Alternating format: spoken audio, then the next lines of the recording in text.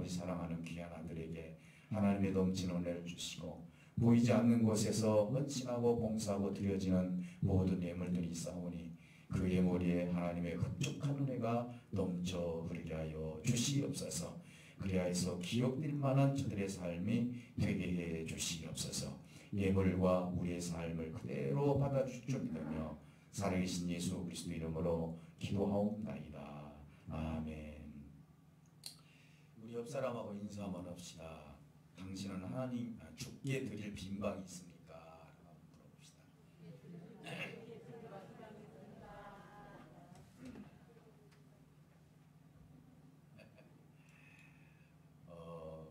우리는 가끔 이런 생각을 하는 것 같아요.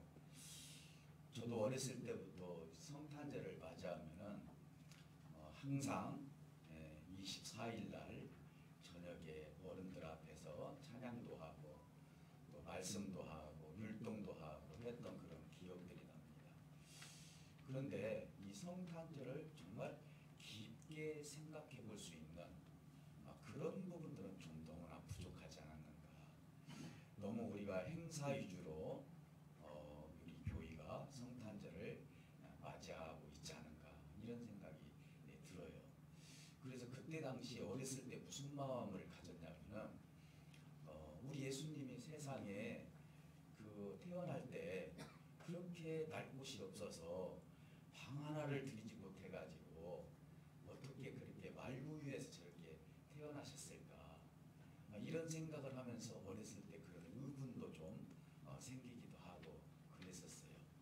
근데 과연 우리가 이 빈방이 없어서 우리 예수님께서 말구유에서 난 것이 과연 어떤 의미를 우리에게 지금 주고 있는가. 이걸 우리가 한번 생각해 보면은 예수님께서 말구유에서 태어나신 그 이유를 하나님의 뜻 가운데서 찾아볼 수가 있고요.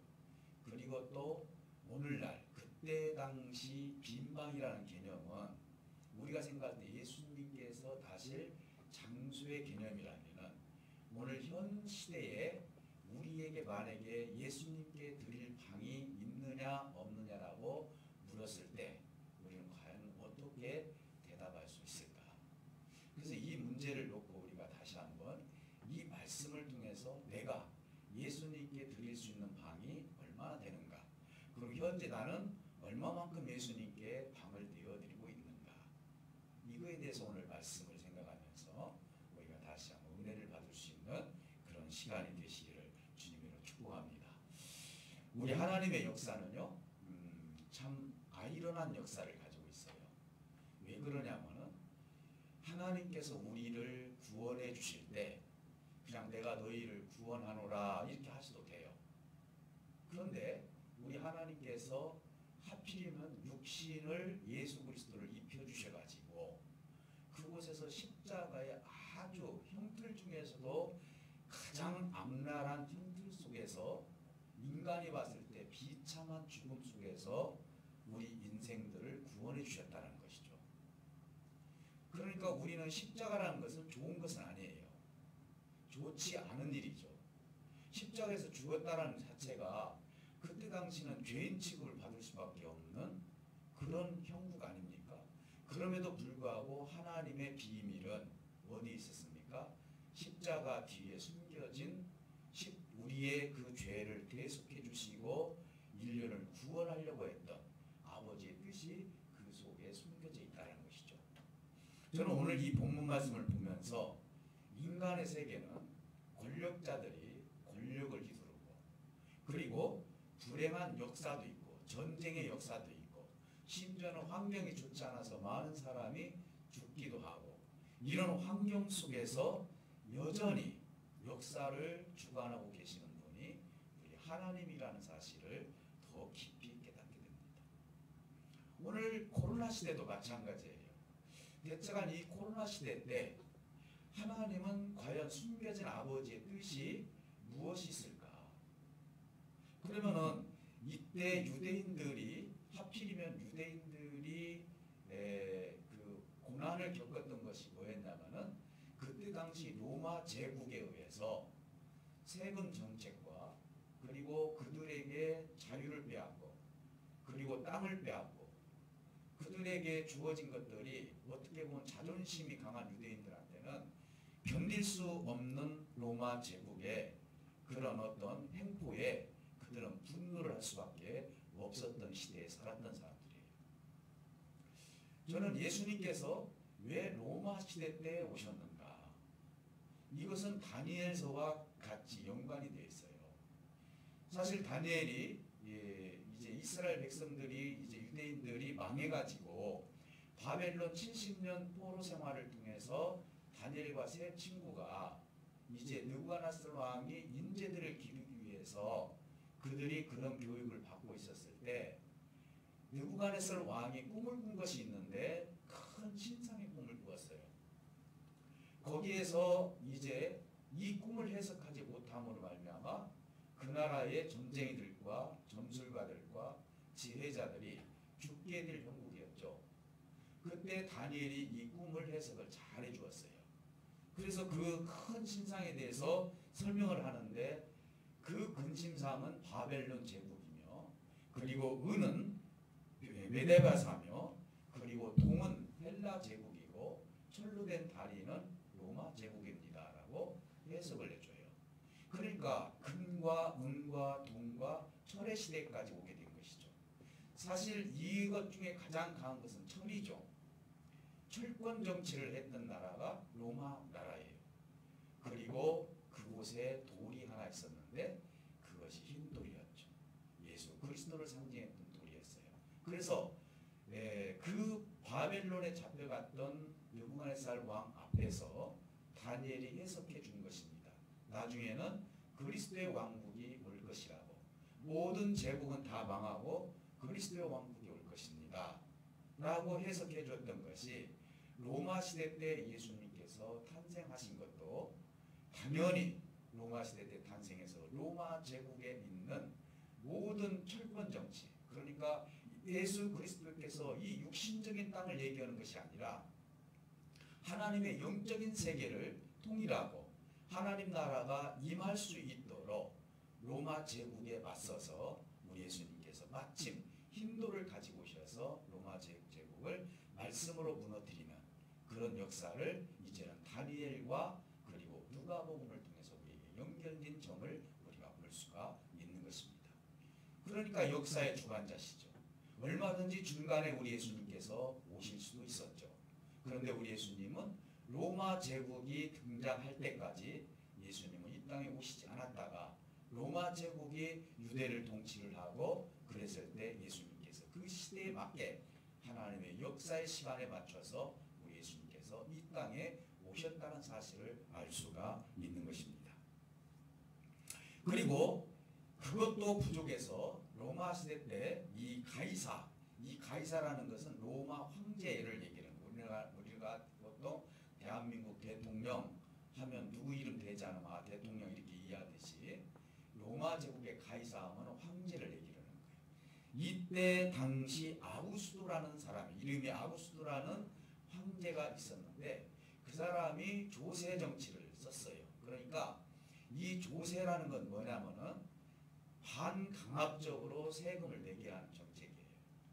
그러다 보니까 이제는 나라를 이끌고 제국을 더욱더 힘있게 끌고 가려면 뭐가 필요해요? 돈이 필요한 것이죠.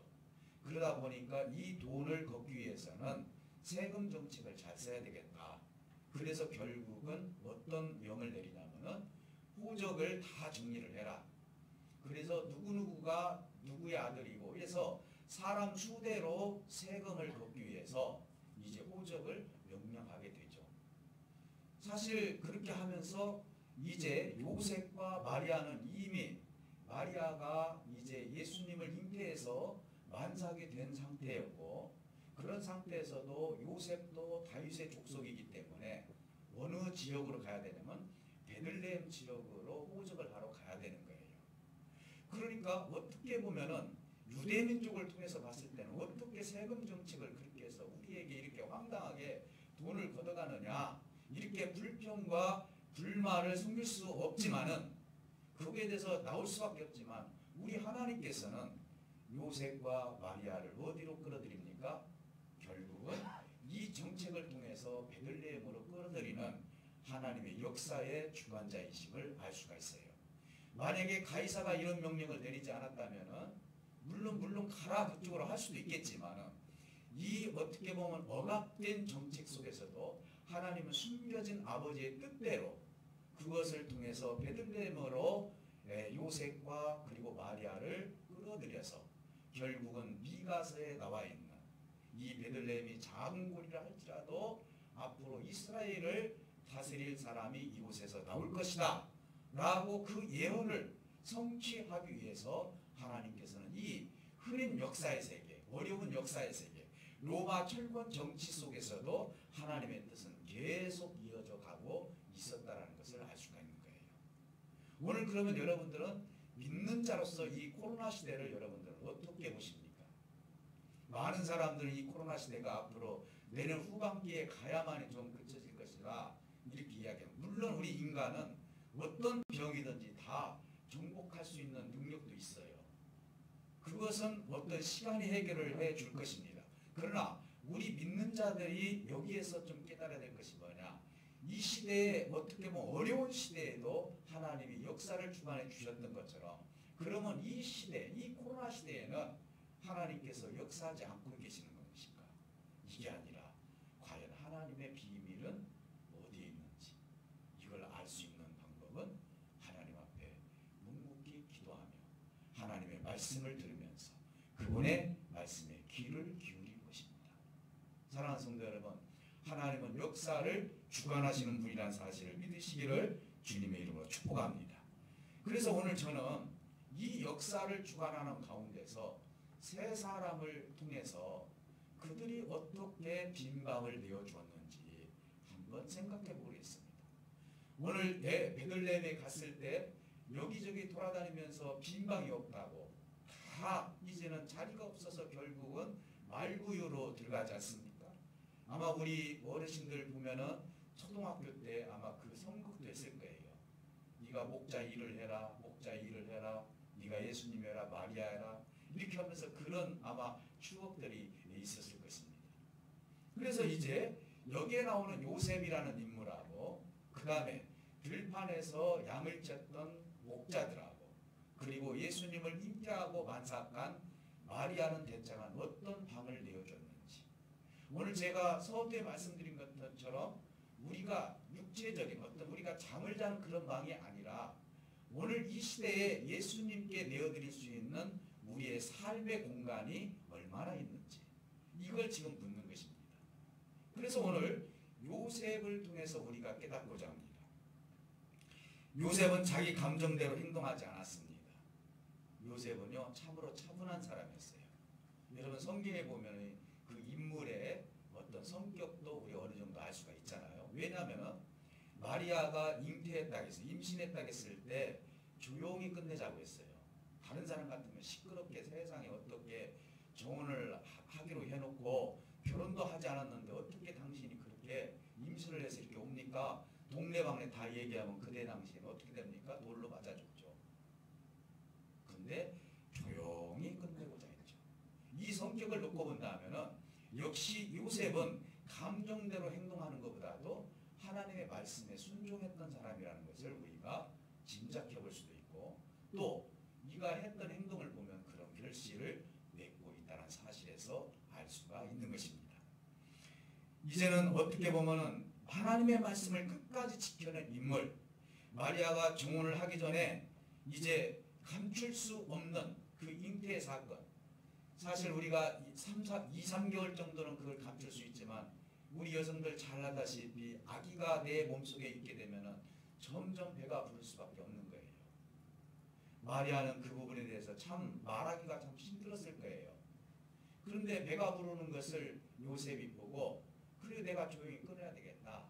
그 작정을 냈을 때 하나님께서 천사를 통해서 나타나서 마리아가 왜 잉태했는지에 대해서 구체적으로 얘기를 해주시죠. 그래서 이분이 하나님의 아들이시라는 사실을 알게 된 뒤로부터 정혼을 한 사이이기 때문에 내가 이 마리아를 끝까지 지켜주고 하나님께서 이 주신 말씀을 내가 끝까지 지켜야 되겠다. 내가 앞으로 내 아내가 될 마리아를 지켜주는 것이 하나님의 말씀을 지키는 것이라는 사실을 명심을 하고 그는 끝까지 마리아를 지켜드렸다는 사실에서 알 수가 있는 것입니다. 이제는 무엇보다도 하나님 말씀대로 그는 지켜주었어요. 그리고 심지어는 만삭이 된 이 자기의 그 마리아를 이제 호적을 하기 위해서 베들레헴까지 가게 됐어요. 사실 베들레헴에서 그 자기가 사는 나사렛까지 주거지죠. 주거지에서 본거지까지 거리가 직선거리로 120km 정도 돼요. 120km면 굉장히 긴 거리입니다. 요 군산에서 전주까지가 한 45km, 전주 입구까지 한 40km면 갑니다. 여러분 그 몇 배 되지 않습니까? 이건 직선거리예요. 그런데 이것을 만약에 길로 따진다면 150에서 160km예요.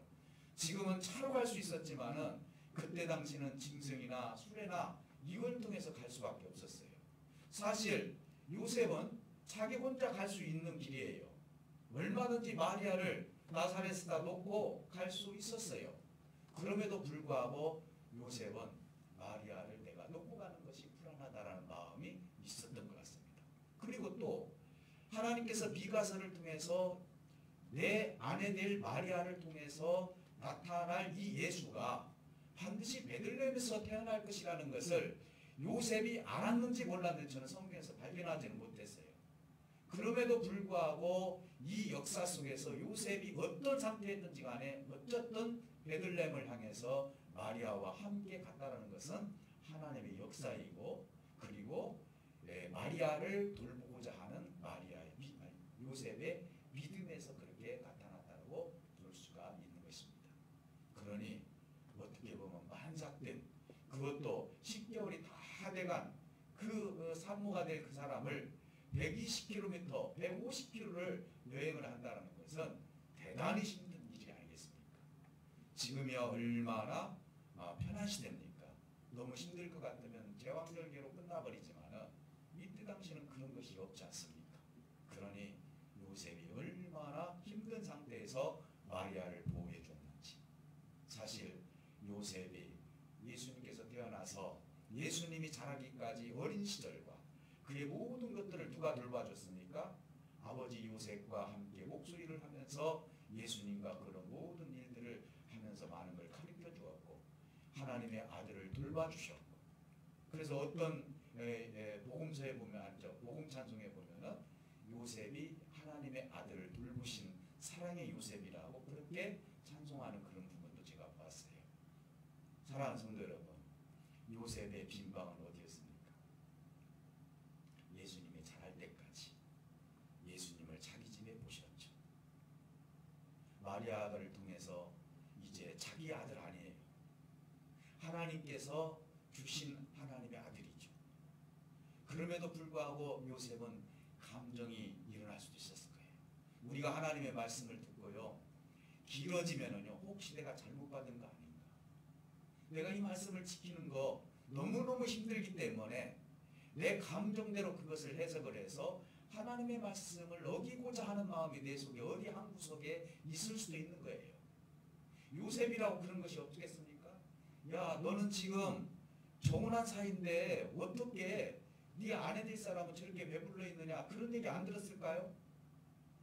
아무리 그들이 이야기를 한다고 해도 누가 믿어줍니까? 누가 마리아를 돌봐야 되겠습니까?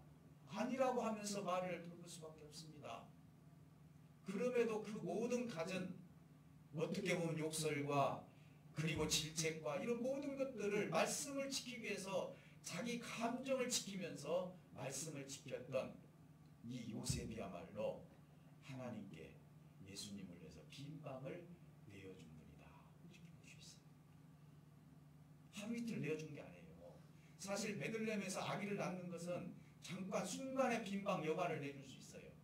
근데 요셉은 어떻습니까? 평생이죠. 평생. 그 아들을 위해서 정말 하나님으로부터 말씀을 받은 뒤로 감정에 흔들리지 않고 말씀을 지켜드린 것이 요셉에게는 빈방을 내어드려서 하나님께서 마음껏 쓰실 수 있도록 해주신 요셉의 마음이야말로 우리가 닮아야 할 마음이야. 이런 생각이 들어요. 또 하나는 목자들입니다. 목자들은요, 아기 예수가 태어난 다음에 처음으로 기쁜 소식을 들었던 사람들이에요. 여러분, 작년에도 그런 얘기를 제가 드렸지만은요, 목자의 신분이라는 것은 정말 그때 시대에는 정말 낮고 천한 사람들이에요. 여러분, 짐승을 키우는 사람 아무리 깨끗이 씻어도요, 냄새가 나요. 지금이야 이제 신식으로 우리가 소도 키우고 그렇지만요. 이렇게 어떻게 보면 사회에서 뒤처져 있는 이 목자들에게 우리 하나님께서 천사를 통해서 이 기쁨의 소식을 전했다는 것입니다.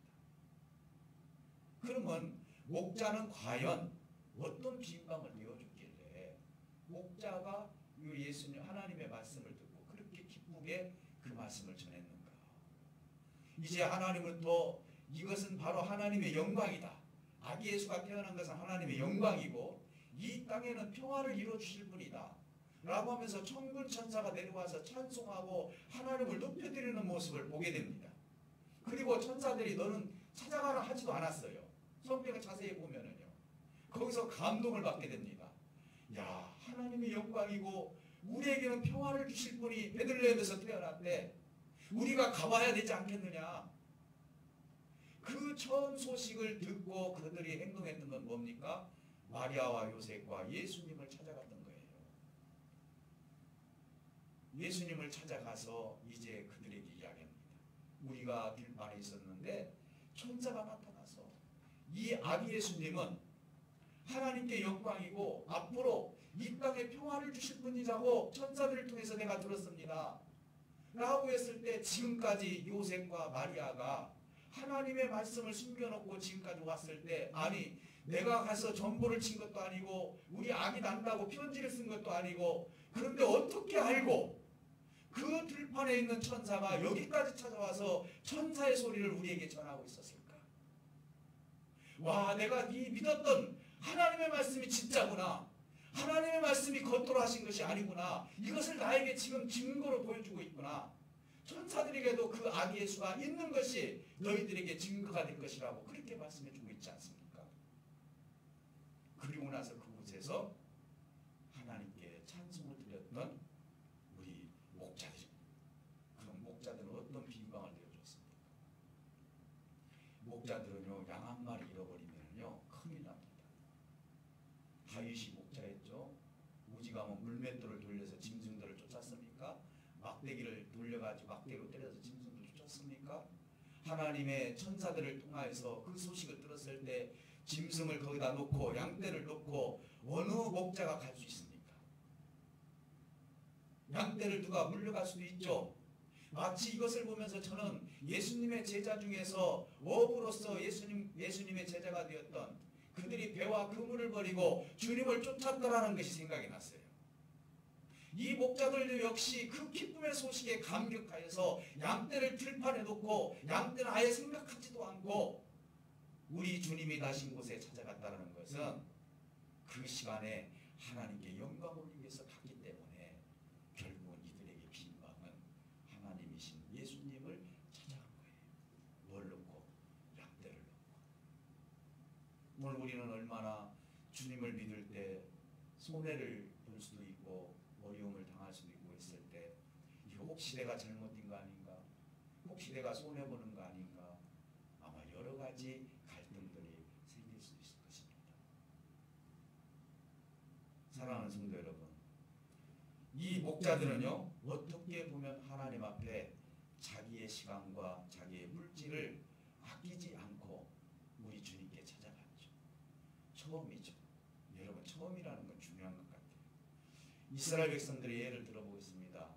이스라엘 백성들을 향해서 하나님께서 뭐라 하겠습니까? 너희들은 제사장의 나라가 될 것이다, 이렇게 말씀해 주셨어요.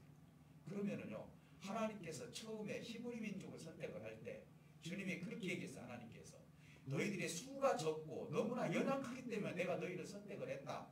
그리고 후에 가서 뭐라고 합니까? 너희들을 제사장의 나라로 내가 세우겠다. 그러면 제사장의 나라로 끝나는 것이 아니라는 것이죠. 제사장의 나라로 세웠으면 제사장 나라답게 살아야죠. 내가 직분을 받았으면 그 직분에 맞게 사는 것이죠. 목자를 통해서 우리에게 지금 주는 교훈은 바로 그거예요. 내가 첫 소식을 들었으면은 이 소식을 하나님의 나라를 위해서 내가 전파를 해야죠. 가서 이야기를 하고 하나님 높여드려야죠. 이게 우리의 빈망 아닙니까? 이스라엘 백성들의 책망을 받았던 것이 뭡니까? 우리는 성민이다. 우리 민족만 선택했다. 그들에게는 우리 예수님의 제자들을 통해서 그런 현상들이 나타나죠.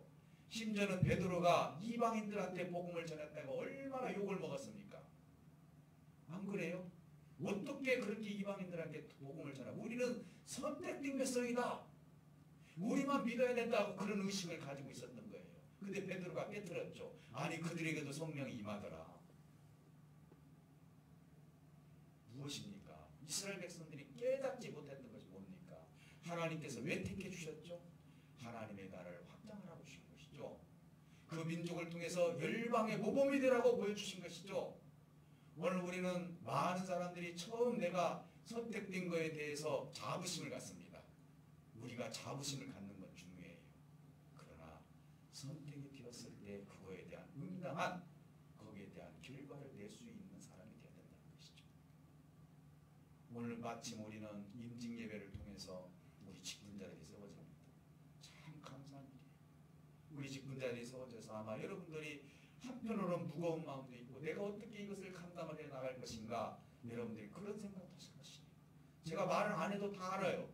그러나 하나님이 여러분들을 이름을 불러서 여러분들을 세워주신 것은 무엇입니까? 이 기쁨의 소식을 통해서 여러분들이 복음을 전하고 하나님의 뜻을 이루라고 하나님께서 세워주신 거 아니겠습니까?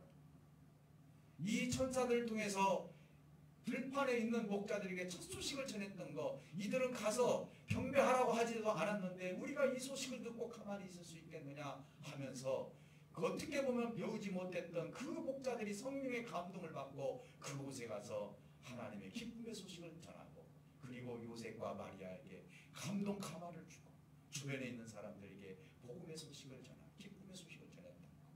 이것이 바로 우리가 해야 할 일이 아니겠어요? 빈방이 없어요. 오늘 우리는 그렇습니다. 하나님 앞에 우리가 예배합시다. 기도합시다. 교육합시다. 오늘은 시간이 없네요. 똑같은 말이에요. 내가 하나님께 드릴 그 시간이 없다는 건 난 빈방입니다. 다른 시간 다 집어넣는다. 내가 가지고 있는 거, 내가 넉넉히 쓸 수 있는 거 내가 다 집어넣는다. 주님께 드릴 것 없다. 주님께 시간을 드릴 것 없다. 오늘 그때 우리 예수님께서 태어나셨을 때 베들레헴만 참 악랄한 동네라고 이야기할 수 없어요. 오늘 이 시대에 우리에게 우리 주님께서 너 나를 위해서 이렇게 쓸 수 있느냐라고 물어봤을 때 나 없어요. 시간이 없어요. 건강이 없어요. 오늘 우리는 하나님 앞에 넉넉히 내 자신을 위해서는 충분한 시간을 쓰면서도 우리 주님을 위해서는 내가 얼마만큼 내 시간을 비워드리고 있습니까? 내 삶을 얼마만큼 지금 비워드리고 있습니까? 내 물질을 얼마만큼 주님을 위해서 드리고 있습니까? 내가 가지고 있는 건강을 얼마만큼 주님을 위해서 내가 지금 쓰고 있습니까? 주님은 요셉을 통해서 우리 여러분들에게 빈방 있습니까? 라고 만약에 물어본다면 오늘 이 시대에 맞게 우리는 어떻게 대답을 해야 될 것인지. 사랑하는 성도 여러분, 오늘 우리가 어떻게 보면은 하나님의 말씀 속에서 내가 어떻게 주님과 함께 할 것인가.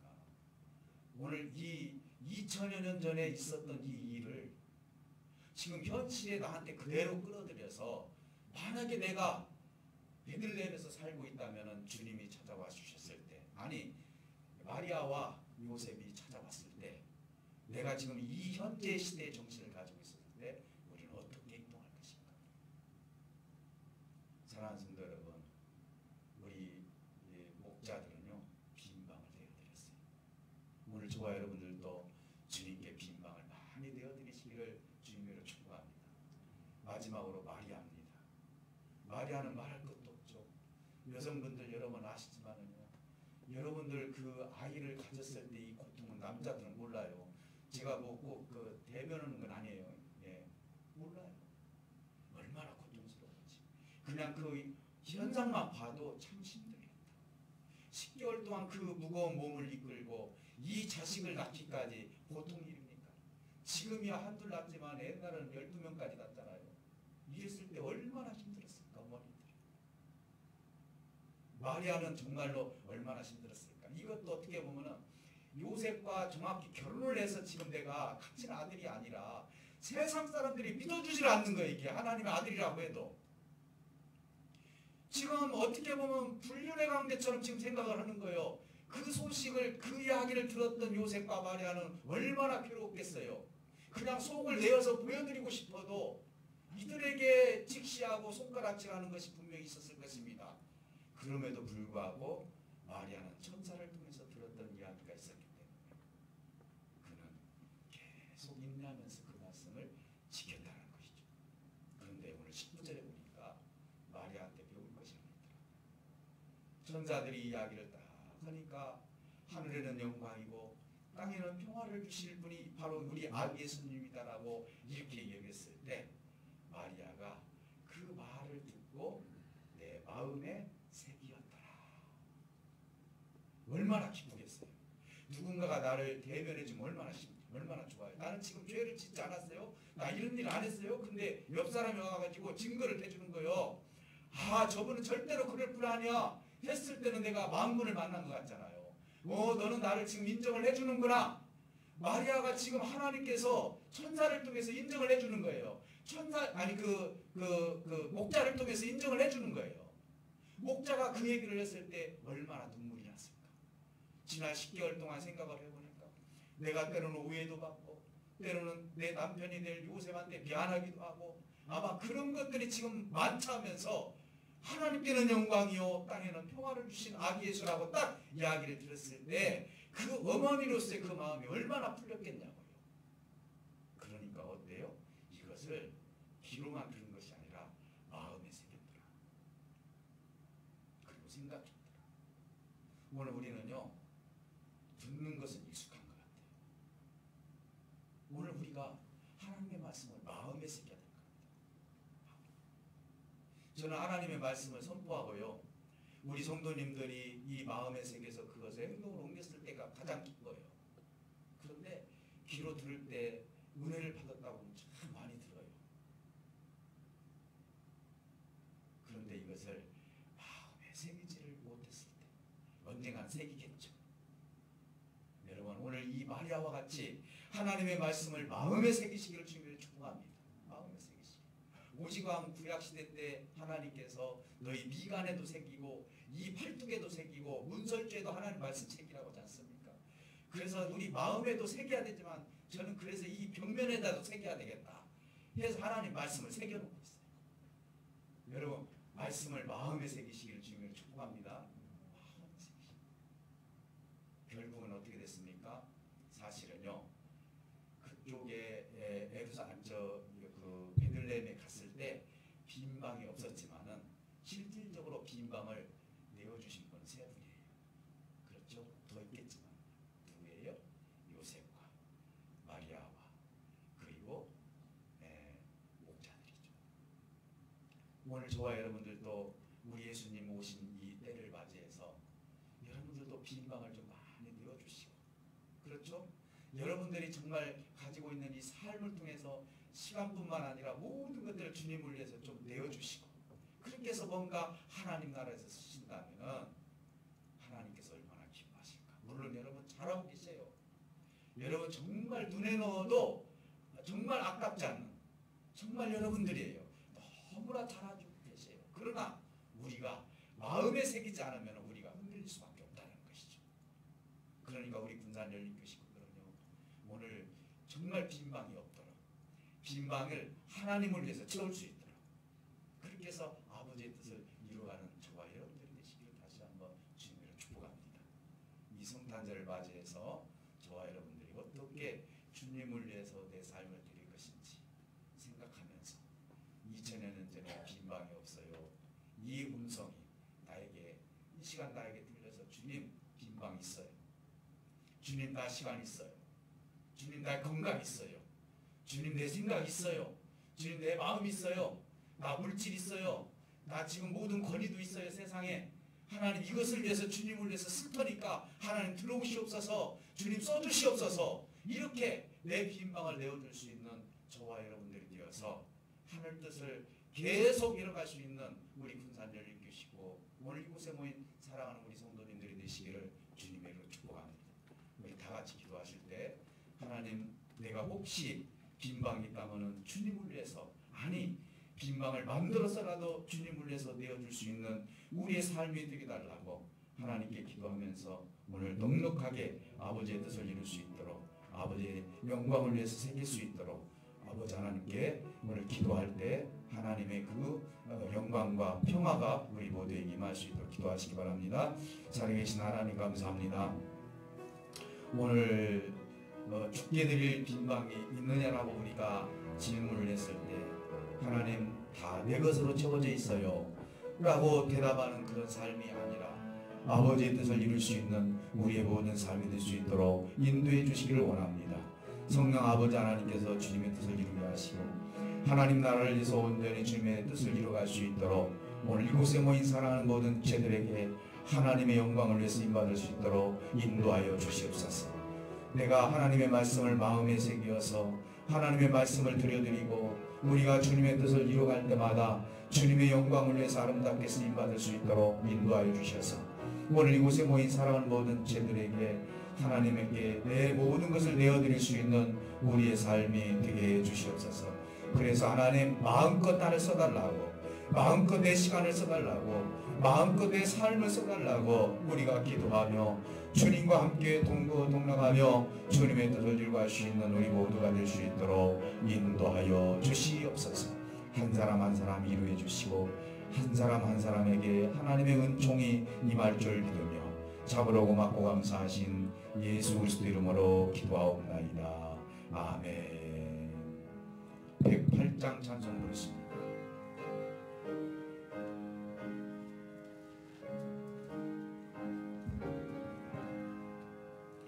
그 어린 주 예수를 자리 없소 그 귀하신 몸이 고요에 있네 저 하늘 별들이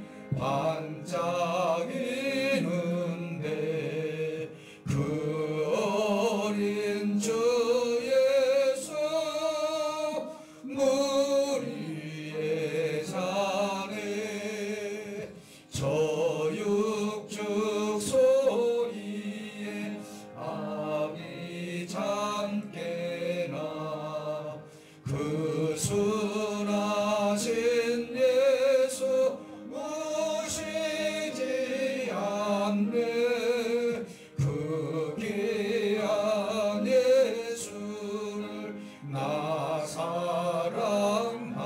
사랑하니 새날이 밝도록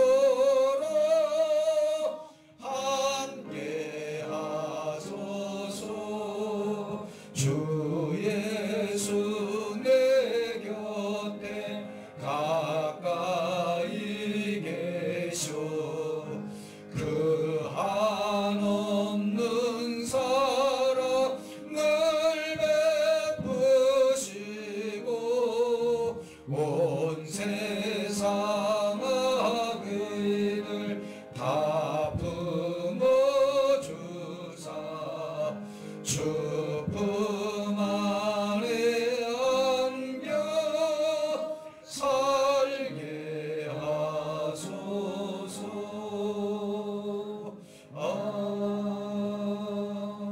아멘. 교회 소식 전해드립니다. 주보 중간면 참고하시기 바랍니다. 우리 12월은 우리가 말과 능력의 달로 지금 지키고 있습니다. 우리 말에는 능력이 있습니다. 정말 하나님 말씀 속에서 성숙한 우리 군산열린교시고들 되시기를 부탁을 드리고요.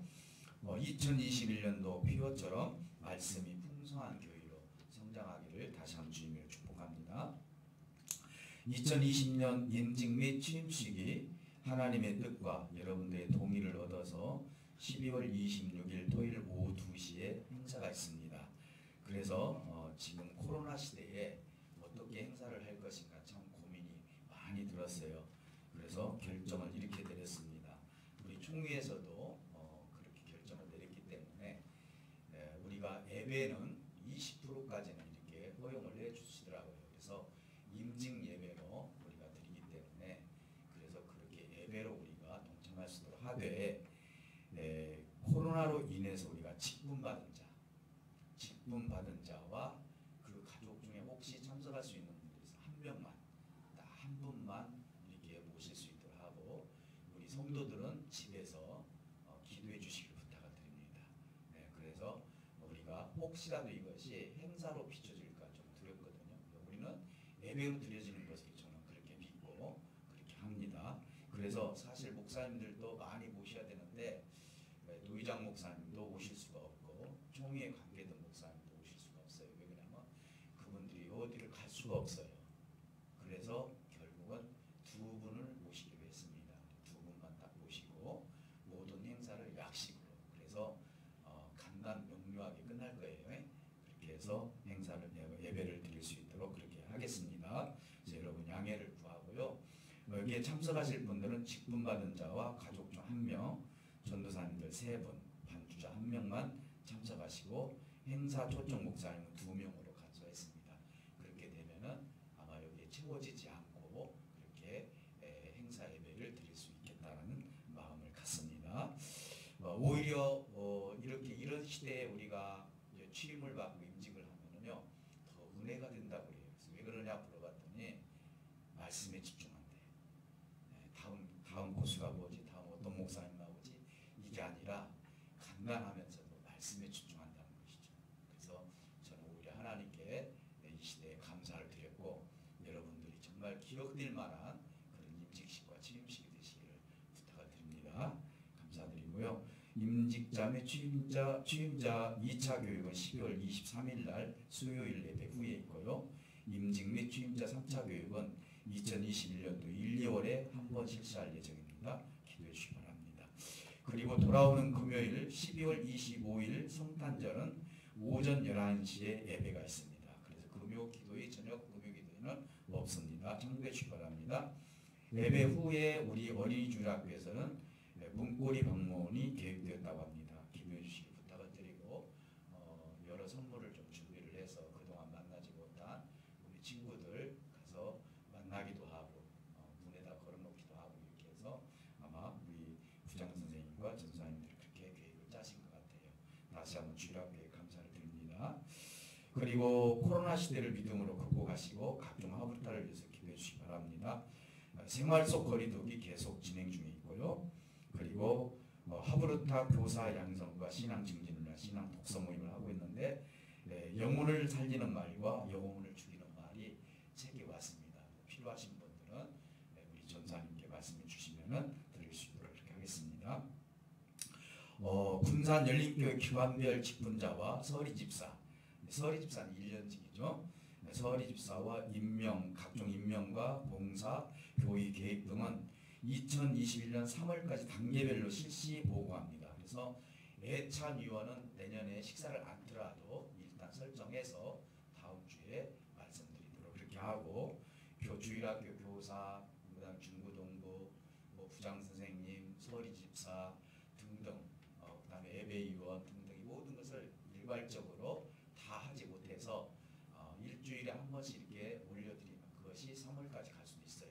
될 수 있으면 일찍 보고해드리고 그리고 교의 행정 그리고 교의 우리 재정보고 등등 다 모든 것들을 3월까지 다 해서 우리 직분자들이 훈련을 받고 어떻게 하나님의 일을 시행할 것인지 이렇게 교육이 된 다음에 우리가 주님의 몸된 교회를 이끌어갈 수 있도록 그렇게 하겠습니다.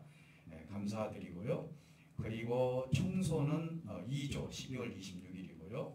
두란노 18기생 위해서 기도해 주시기 바라고요. 카렌다가 지금 뒤에 있습니다. 기도 부탁을 드립니다. 배포 중에 있으니 기도 한번 해주시기 바랍니다. 카렌다를 보시고 그리고 가정과 요양병원에서 요양하시는 분들과 병원에서 치료하시는 성도님들을 위해서 관심과 기도 부탁을 드리고요.